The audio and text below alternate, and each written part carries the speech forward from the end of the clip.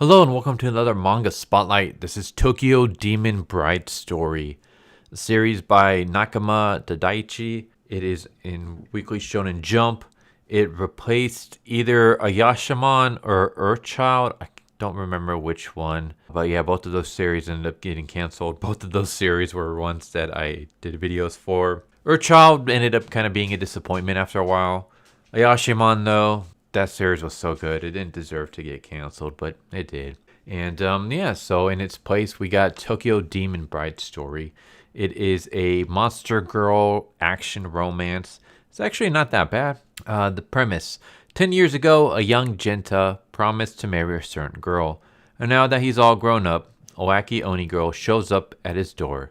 Get ready for hilarious Mononoke battle manga. And so, yes, there is fights in here, but that's not really the main theme behind this series. The series is more of like almost a slice of life romance comedy with some fight scenes thrown in there. And the fight scenes it's a very lighthearted series. And so, yeah, we start off with Manaka, and she is heading towards Tokyo for the first time. And then we cut to a flashback. 10 years earlier, we see 7-year-old Jinta and 6-year-old Manaka and their children. They're hanging by a stream. And Jinta says, "Hey, do you want to marry me when we grow up? I can come to this mountain and find you, and we can get married in like 10 years or whatever." And then his parents call him, so he leaves. And as he leaves, a breeze blows by, blows off her hat, and reveals that she has horns. She's actually a Oni. And she remembers, like, in 10 years, I'm going to go find Jinta and we're going to get married. So we cut to 10 years later, where Jinta, now 17 years old, is doing any job that he can to make money. So now he doesn't have parents. I don't know what happened to his parents, but he lives with basically two adopted sisters. One of them is Matsuri, and the other one is Sumugi. And yeah, they live together. They have a bunch of bills and stuff like that. So they're doing everything that they can to make money. So Jinta works a bunch of part-time jobs. I don't know if you can hear that noise in the background. Hopefully the mic doesn't pick it up. But if it does, that's my dog and my kin running around. Yeah, my kin's only like 8 months. And my dog, who is 11 years old, she is absolutely terrified of the kin. It's so freaking weird. But yeah, he gets a ring on the door and he goes to answer it, and he sees this weird girl with horns, and then he sees this giant weird creature also with horns and this skeleton figure. And he's like, "What the hell is going on?" And she's like, "It's been 10 years."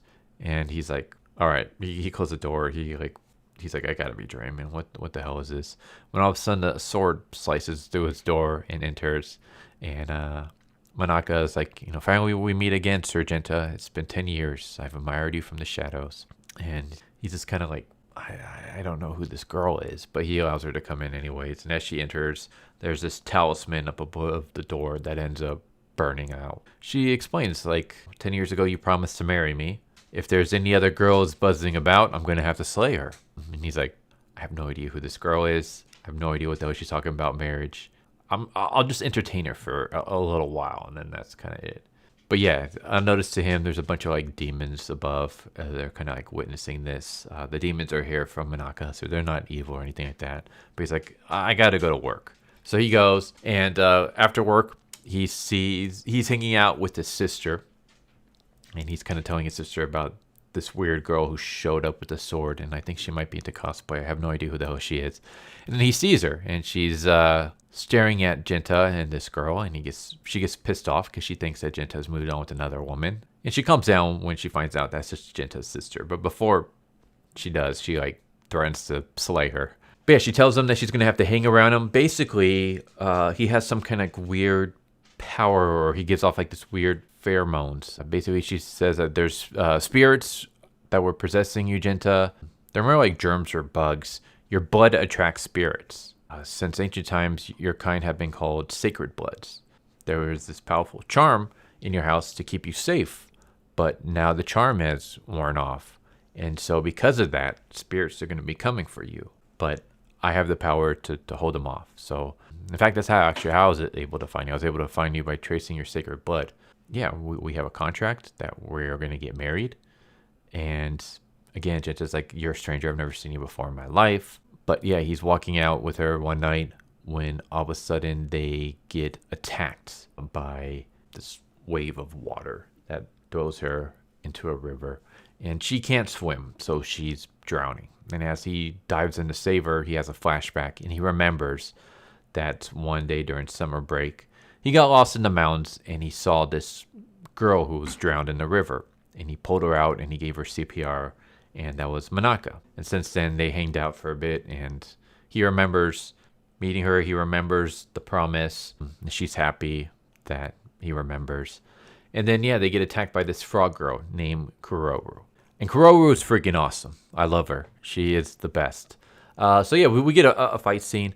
It's very, very quick. Manaka kind of almost mops the floor with her in a sense. In fact, there's one moment where Manaka uses her changing spirit phantom sword power to change Kuroru into a fish with legs. And she's like, you don't got to worry about the fish. Like, it's okay.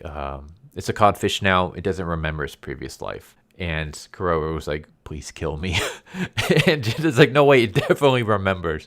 And she's like, oh, don't worry. I'll just chop off his head and it'll stop moving. And he's like, no, that's so evil. Like, we can't do that. We can't eat this frog girl. Like, turn her back. So Manaka turns her back. The frog girl apologizes, promises to never try to eat humans again, and runs away. And Kuroru will come back later on. She is one of the main characters, I would say. Or at least a very important side character. But yeah, as Kuroru is running away, Manaka kicks her in the ass and ends up spraining her ankle, so Jinta has to carry her back home. And yeah, along the way, he basically says, all right, I will accept you staying here, and we'll see where things go. And the series, basically from there on, becomes Jinta attracting a bunch of demons because of his sacred blood. And all the demons end up being cute monster girls who at first try to hurt him or eat him, but then eventually they like warm up to his charms and they become friends and start living at his house. So the first one that starts living at their house is Kuroru. She comes back, and like I said, she becomes an awesome character. Like, I love her. Like, Kuroru is the definition of I gotta protect. Like, you gotta protect her at all costs. She's like so adorable. Every time I see her, I just want to give her head pats. There's another girl. She's a cat girl who comes in. But yeah, it's basically just like this lighthearted series where we have these supernatural misadventures where Jinta finds himself dealing with monster girls who either he beats or Manaka beats, and then eventually they decide to live with Jinta and kind of turn their ways. So it's very lighthearted. We are, at the time of this recording, 12 chapters in. Probably by the time this video gets released, will be like 13, 14, maybe even 15 chapters. At this point in time, at least the first 12 chapters, nothing really dramatic has happened. Like I said, it's very, very lighthearted. There's no like melodrama. There's no like super scariness, even though there's demons involved. Very targeted towards like young adults and stuff like that. Like it's very much a shonen series. I mean, obviously it's Shonen Jump, but so is Chainsaw Man, for example. And Chainsaw Man can get very dramatic and violent and stuff. This series, not at all. So this is like a lighthearted, just romantic comedy with some action. And yeah, the romance deals with monster girls. It's not necessarily a harem. It's not tagged as a harem, and I haven't really seen a harem yet. It's more like he befriends monster girls. It's not even really a relationship, but the only girl who's super romantically involved with him is Manaka. But even then, like I said, it's not really played as romance yet, but I'm assuming that eventually Jinta is going to fall in love with her again, and things will go from there.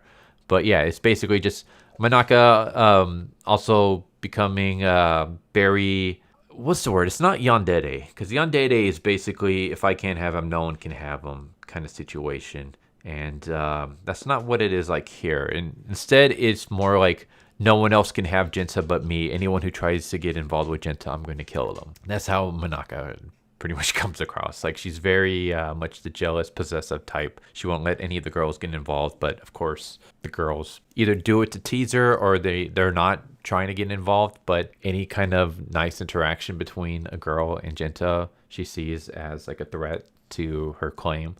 So yeah, that's where also more of the comedy comes from. But yeah, this is a good, nice, lighthearted little series. If this replaced Earthchild, then good. I think it's a step up. If this was a series that replaced Ayashimon, then I kind of want Ayashimon back. Ayashimon was it was too good for this world. It's a shame that got canceled. But yeah, Tokyo Demon Bride story has been pretty good so far. Like, I like it. It's entertaining. But there you go. There's the spotlight for Tokyo Demon Bride story. Hope you enjoyed the video, and I hope to see you next time. Take care, everybody. Later.